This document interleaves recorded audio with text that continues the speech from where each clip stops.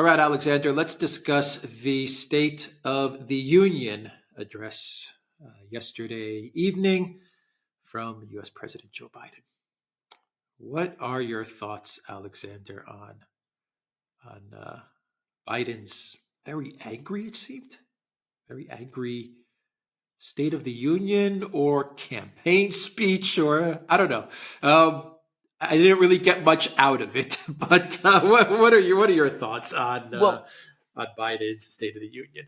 well, my immediate takeaway, watching and listening to it and seeing all that was going on around it, is that the State of the Union is bad because of the way the president behaved, the way he conducted this speech.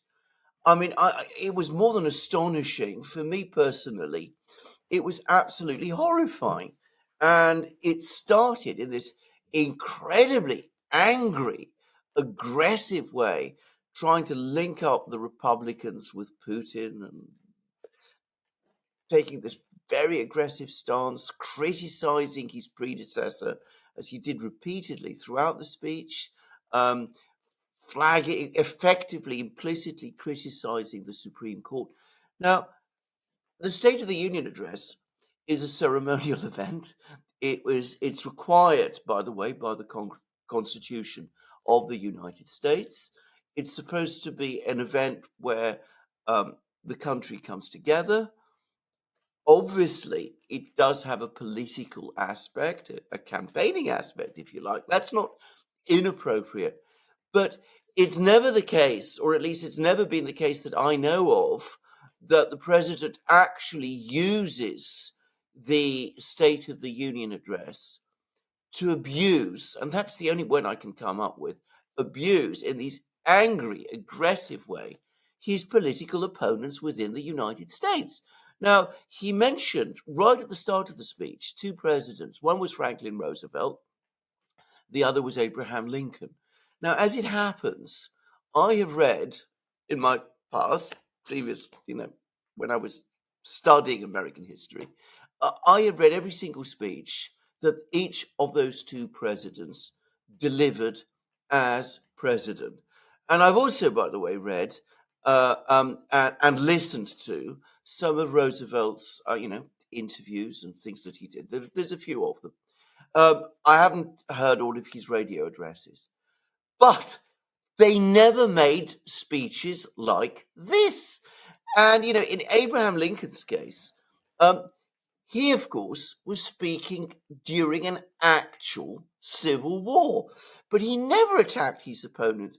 He didn't even personally abuse the other side in the civil war in the way that the president did, that Biden did yesterday.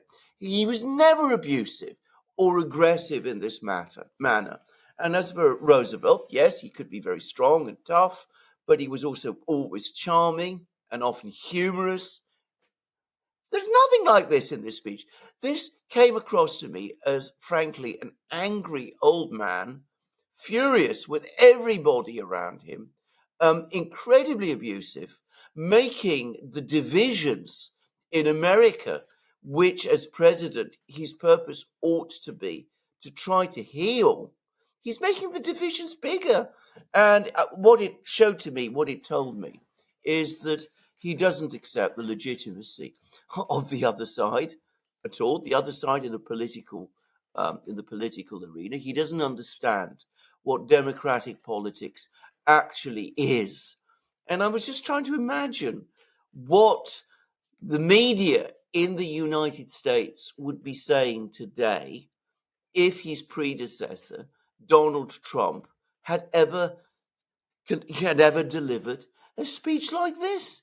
It was a shocking speech, and one which, if ever we get into a real crisis in America, a real political crisis in America, well, you could almost say that this speech basically set the scene for it.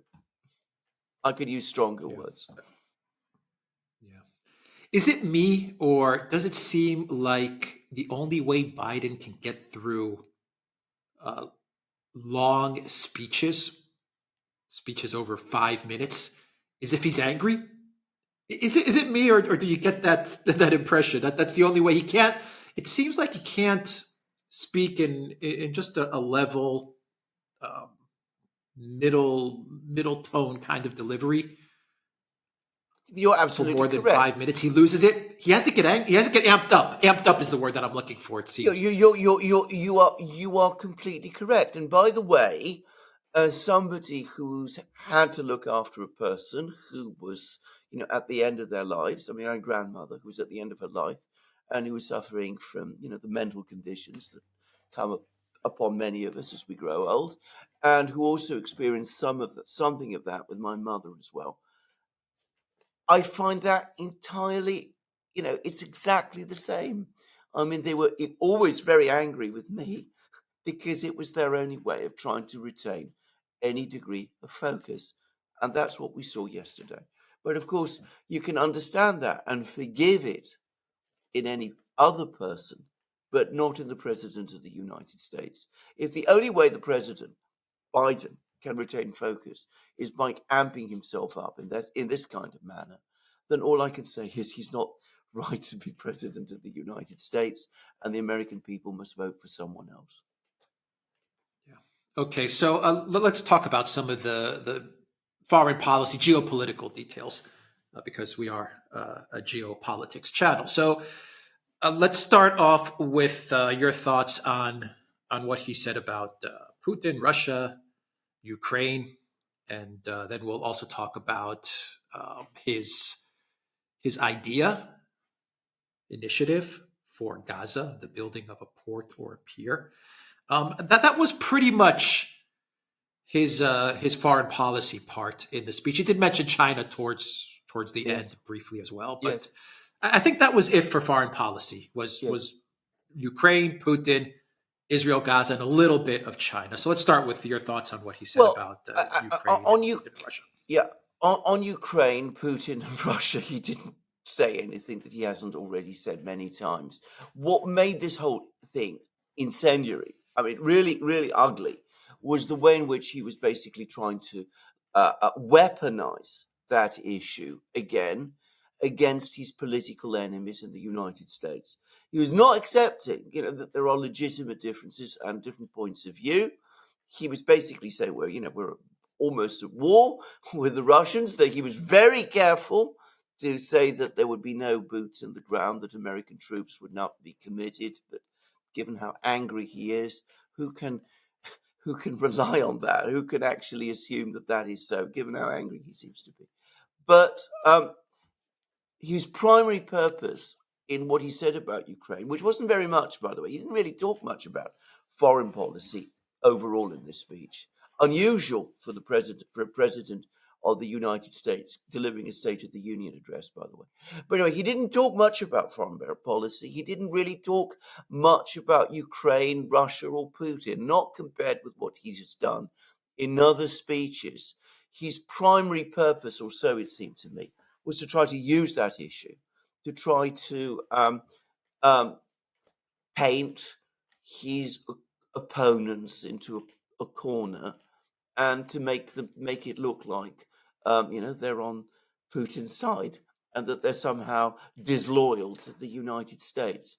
I'm going to make a guess here, by the way. I mean, this is my own view. I think that any Republicans who might have been wobbling on the issue of support for Ukraine must have come away from this speech absolutely furious. We can already see the anger from many Republicans, and I think it will probably harden opposition in Congress to aid for Ukraine, not weaken it. But anyway, I don't think he said much there. What he said about China, again, absolutely boilerplate. Um, Biden stuff, he threw in Taiwan, um, but it was very much said in passing. And what he said about Gaza is, again, the words of a president, a Democrat, who's facing a very difficult election, and who knows that he has to manage this issue, and is trying to find some way to sort of square all the bases. He doesn't want to be anti-Israel. He doesn't want to support the Israelis too straightforwardly. So he comes up with this, frankly, far-fetched plan about building a port and all of that kind of thing, it's not going to happen. I mean, it's not achievable in the kind of time scales that he is saying. So, I mean, it was, I thought, again, more a rhetorical device to try to appease voters in Michigan. Um, and again, I think if you look at the speech overall, what he said about Gaza, it struck me, you're right, by the way, it's about the only foreign policy initiative that he actually announced. But to the extent that it was a foreign policy initiative, it will impress no one. It will annoy the Israelis. And I don't think it will win any votes. Yeah, foreign policy wise, he had nothing really. I mean, nothing. He delivered nothing of substance, nothing of vision, nothing. No, Except for this idea about building a port. That's it. Which when you take a step back and think about it, it makes zero sense. We're going to build a port, deliver humanitarian aid. We're going to build a port in Gaza. I was just like, what is he talking about? well, exactly. What is he talking about? That is exactly correct. By the way, I thought, I mean, on terms of domestic policy, it was pretty thin.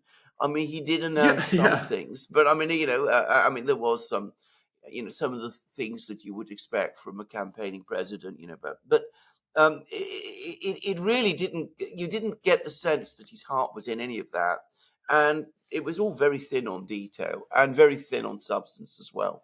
And of course, inflation is not his fault. The economy is doing magnificently, all of that sort of thing, which again, I don't think impresses anybody. But all of that not really said with much conviction either. The only part of the speech, by the way, which I thought he really was in terms of domestic policy, that he was talking things substantively about was Roe and Wade. And it seems to me that he's going to largely run on that. That was my own sense.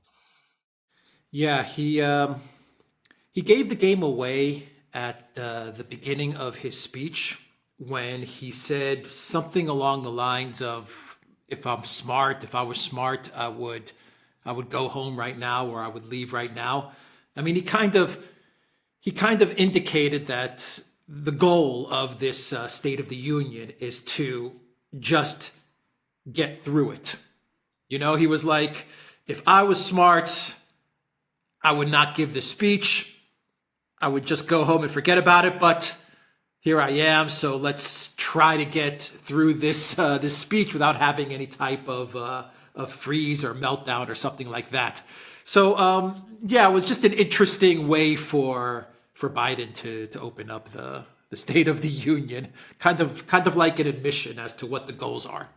Actually, a very bizarre thing to say if you think about it. But I mean, you're absolutely correct. But there we go. I mean, the one big achievement that he achieved last night, perhaps, was to actually get through it all, which he did. But of course, antagonizing his opponents, political opponents, treating them as enemies, infuriating the country, or much of the country. Some people, of course, will be thrilled by this. And essentially appealing to the fears and insecurities and also the ambitions of his increasingly narrow left progressive electoral base. I mean, I can't imagine independents would have been impressed by this. And of course, Republicans in the country must have been furious. Oh yeah, I agree with you. Yeah, just a final thought. The two people, at least when I saw the speech, the two people that he recognized, the lawmakers that he recognized during the speech, was Lindsey Graham, neocon. So he gave a shout out to Lindsey Graham. He was joking around, so he said, "Hey, Lindsey." He said something to Lindsey Graham and Nancy Pelosi. And he mentioned Nancy Pelosi. I mean, those are the two people that he mentioned by name during the speech that are lawmakers, and I think that kind of lets you know as to where Biden sits in all of this. The neocons and the neolibs. I mean, right there it is. That's Biden's base. That's his strength. Those are the people that back him. But also, they're the sort of people that he considers are part of the legitimate political scene in the United States. anyone outside it, as far as he's concerned, doesn't belong in the political system. I mean, that was the takeaway I got. As I said, it doesn't understand democracy. Well, perhaps it does understand democracy, but it has a distinctly menacing tone, which I think is completely incompatible with a democracy of peace, which, of course, the United States is supposed to be. Yeah. A final quick question. What do you think the Putin administration and the Xi Jinping administration are saying after watching the State of the Union? They'll shrug their shoulders and say that it's Biden again. I mean, by now that I think they've worked him out and understand just what an angry old man he is, and they won't. That they'll say, we've just got to keep going, doing what we have to do, and keep our fingers crossed that he doesn't do anything really bad. But they'll say to themselves, "Well, this is just Biden again." Yeah. And the Europeans, what do you think they're saying? When he says, "I'm not going to walk away from Ukraine," or "We're not going to walk away from Ukraine," I listen to that and I say, they're going to walk away from Ukraine. They're going to walk away from Ukraine, exactly. Well, the Europeans are in the middle of a gigantic, humongous meltdown at the moment because they sense that America is just drifting away, and nothing in this speech is going to reassure them. All right, we will end it there. The Duran.locals.com. We are on Rumble, ODYSEE, BitChute, Telegram, Rockfin, and Twitter X. And go to the Duran shop, 15% off t-shirts. Take care.